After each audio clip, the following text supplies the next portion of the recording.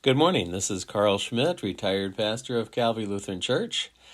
We're up to the 4th of July weekend. This is July 5th of 2020. The infections are soaring around the country. We're in a COVID pandemic, kind of like a plague of old times. Somewhere around 50,000 a day infected. That's kind of the backdrop of life in America right now, of the USA. It's not too rosy. About half of America is out of work right now. Times are not real good, and it looks like the prospect of turning this around quickly is not on the horizon. We're all basically waiting for a vaccine.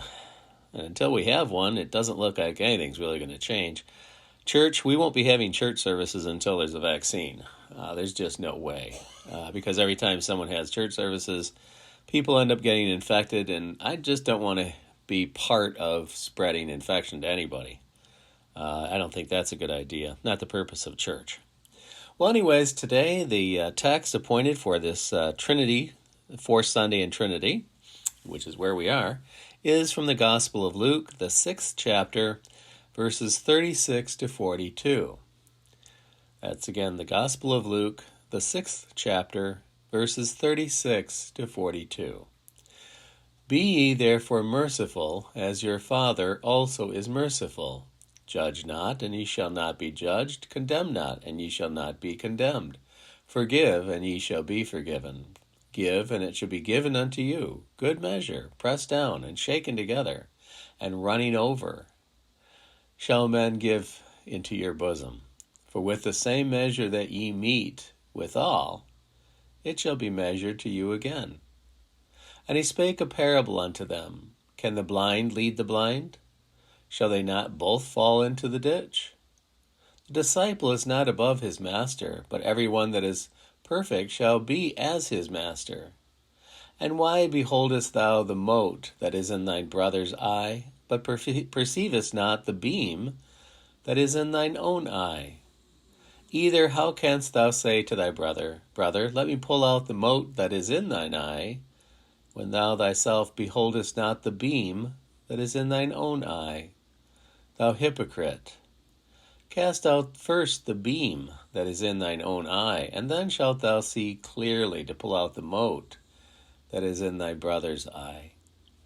Here ends that portion of the gospel text appointed for this fourth Sunday in Trinity, July 5th, 2020, from the Gospel of Luke, the 6th chapter, verses 36 to 42.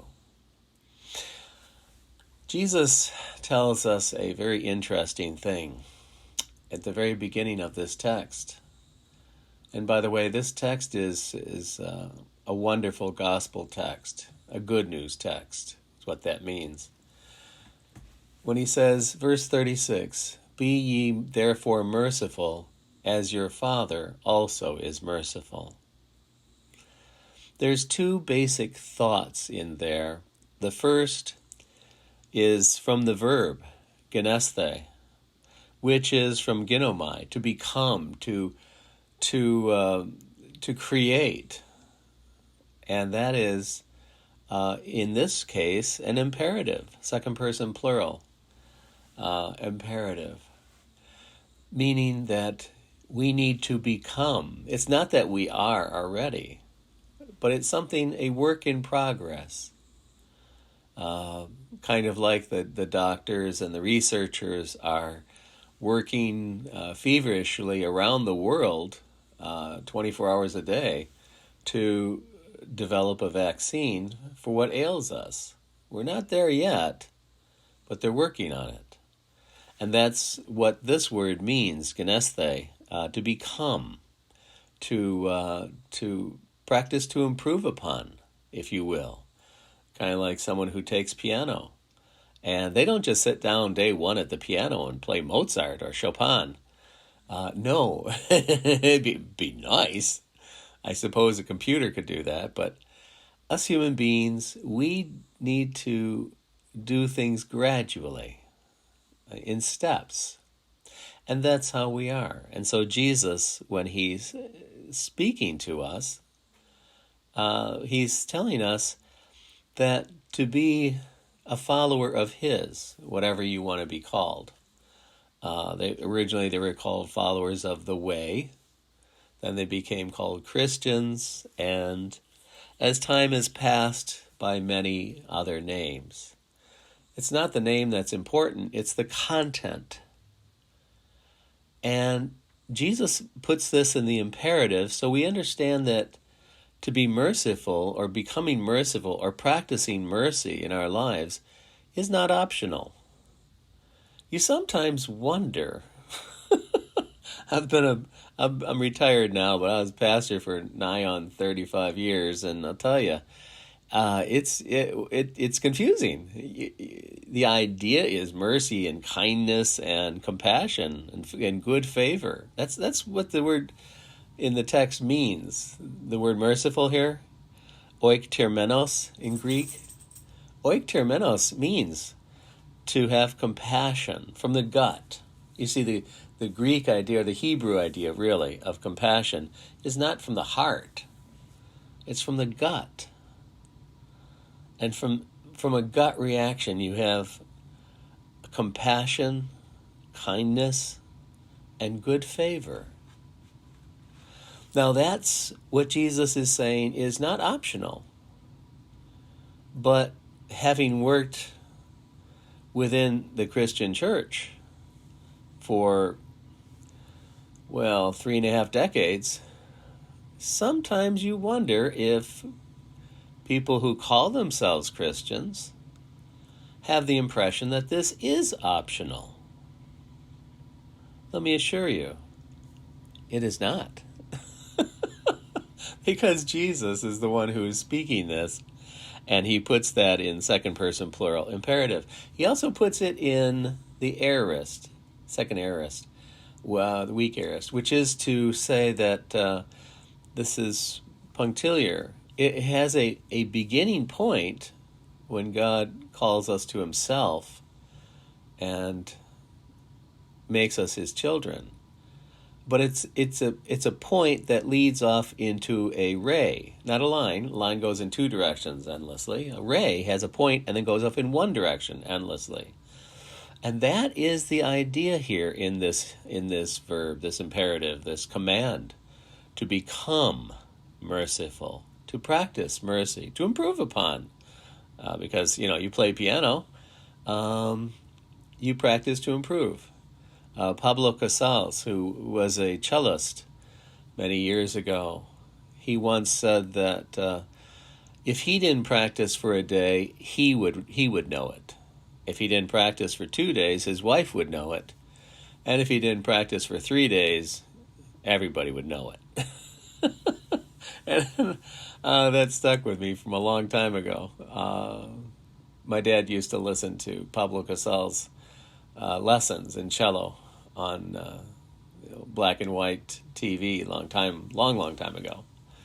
And I was a kid back then. But that stuck with me, that thing that Pablo Casals said. I thought to myself, that's brilliant. You see, practicing mercy is like that.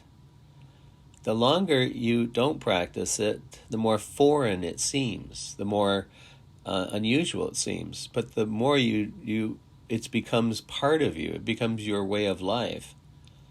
And then that's how you're known by. Now, wouldn't it be interesting if the Christian church on earth was known generally among people everywhere as being a place of kindness, compassion, and a place that offered good favor and these things, acceptance to everyone of every description possible, all humanity? Wouldn't that be amazing? Well, that's precisely what Jesus is commanding. This is an imperative. The thing about the imperative is that it is an expectation. It's stronger than the subjunctive. The subjunctive is saying, I would hope, it would be very nice. That's different than do this. That's what this is. And so for those who would like to call themselves or think of themselves as Christian or religious, Jesus would say, look, kindness, mercy, compassion, treating people with acceptance and good favor is not the option. It's not limited to any one group or maybe someone who just looks like you, and not to people who don't look like you. And that is so easily done, apparently, in this world. And even in the name of religion. And that does not fit. That does not fit what Jesus plainly says. Because he says, genesthe oiktermenos. And that means, do be compassionate, kind, and accepting. And that's for all people of every possible description. It's for humanity, apart from description, apart from qualification, apart from any little hoops that you want to design for your club members to jump through. It used to be that people who played cards were frowned upon as members of a church because, they're a card player. Or if you were divorced. Or the number of silly categories that people have come up with is ridiculous. Why? Because they don't read. Jesus says, genesthe oiktermenos, that you will have compassion. Now, what is the standard of this compassion? That's the second idea in this short little sentence. And the standard is, as your Father also is merciful. And that the word there is kathos in Greek. Kathos means that here's one thing and something else is like it, similar to it. It's a form of the figure of speech called a simile, metaphor of simile. And that's why Jesus tells a little story afterwards. But it's not the story that matters. What matters is what he actually says, the meaning of it, and that comes right at the beginning. And the meaning is, then the standard of this mercy, this kindness, this acceptance is our Father in heaven, who sent his Son Jesus to die for humanity. Now, if you're human, sins are covered. Not by you, not by what you've done, not by your merit, not by some change you've made in your life or lifestyle. In fact, this is going to sound strange, but Christians don't become better people by the mere fact of Christianity. It doesn't induce moral improvement. At least that's not what I've seen. And I guess my old poor eyes might not be the world's best judge, but I tell you what, I've seen what I've seen. And there is not a moral improvement. That's not what Christianity is about, some moral perfectionism. That's rubbish. That is the anti-definition of Christianity. That's not what Christianity is about at all. It is about oiktermenos. Oiktermenos is very simply and only mercy, compassion, kindness, and God's good favor toward all humanity. And there's no qualifications to that, none. And so anyone who puts qualifications on that has failed to describe what Jesus tells us. The standard of compassion, mercy, kindness, acceptance is the Father in heaven. It's not our standard. It's not your standard or my standard. And you can come up with all sorts of nonsense to qualify your little list of those God likes and the little list of people that God doesn't like. That's the purest nonsense. I can't think of anything that's less Christian. Instead, Christianity is about this verse, that the Father is compassionate, kind, merciful, and looks upon all humans with good favor. How is this possible?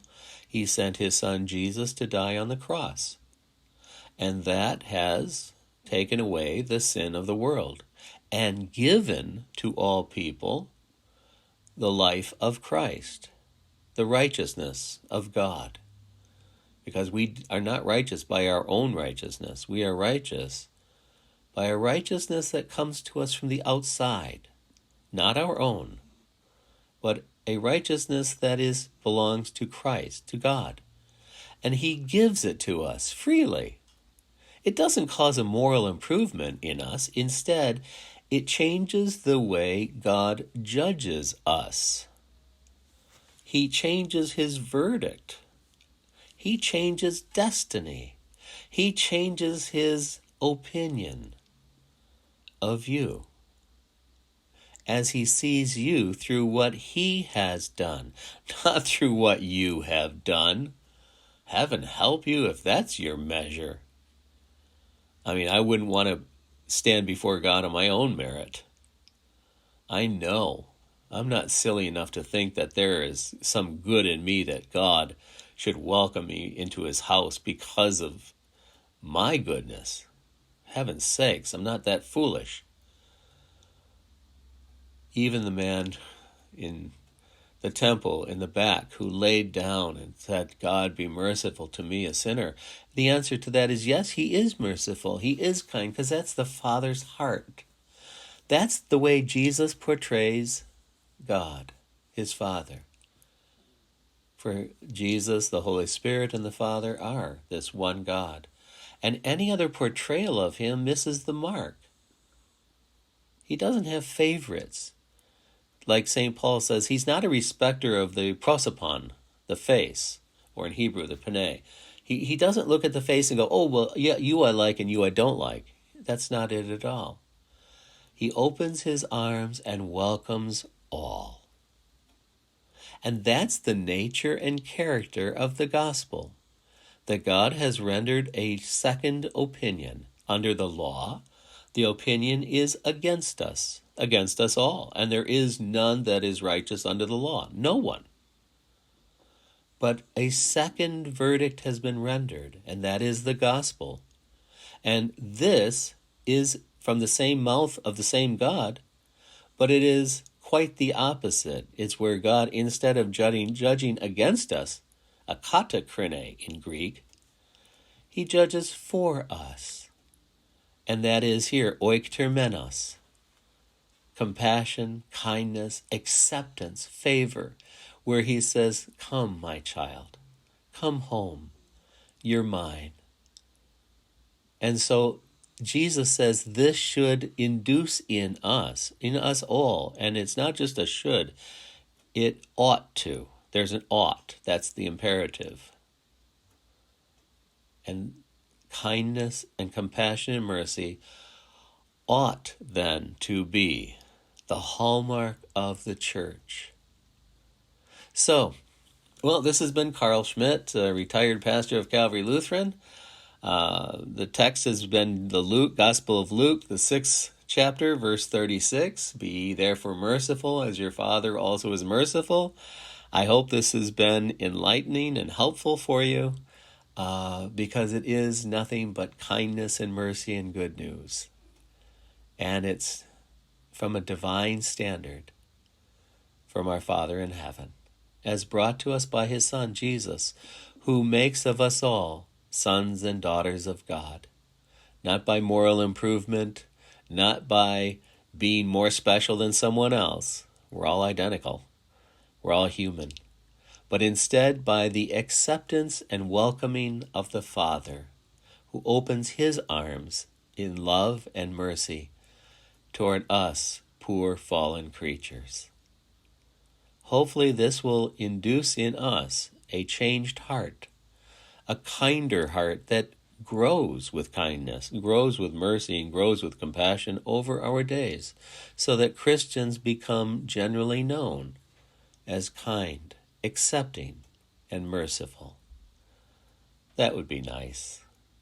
On a beautiful Sunday morning here in Western New York, I'm about to take the dog out for a walk and then have some breakfast. Hopefully you can enjoy your day, and hopefully you're not dealing with the pandemic, the COVID-19 and sickness, and hopefully you can avoid that. Wear a face mask, for heaven's sakes, wear a face mask. Don't be silly. Your freedom has no restriction with a face mask. In fact, it allows you to actually get on with life and do things in a pandemic. Wash your hands. Follow the advice of doctors. I'm no medical person. I don't know anything about it. But for heaven's sakes, even common people like myself know enough that when a doctor says put on a face mask, I mean, I used to make hospital visits, and when the nurses told me before I go into a room, gown up, put on a face mask, put on a hairnet, put on the shoe booties, because we don't want, this person has no immune system, or this person has something that you don't want to catch. I obeyed them to the letter. You would too, if you've been in some of the rooms that over the decades that I've visited as a pastor. And here people, there's a pandemic and they don't want to take the simplest precautions? I don't know what you're thinking. Please, for our safety and for your own, if you don't care about yourself, don't care about us. That's part of this genesthe oiktermenos.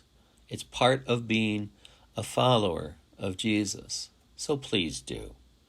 And don't add to the confusion about it. Just do it. Well, thank you. This has been Karl Schmidt. Hope you have a good day and a healthy day. Bye-bye.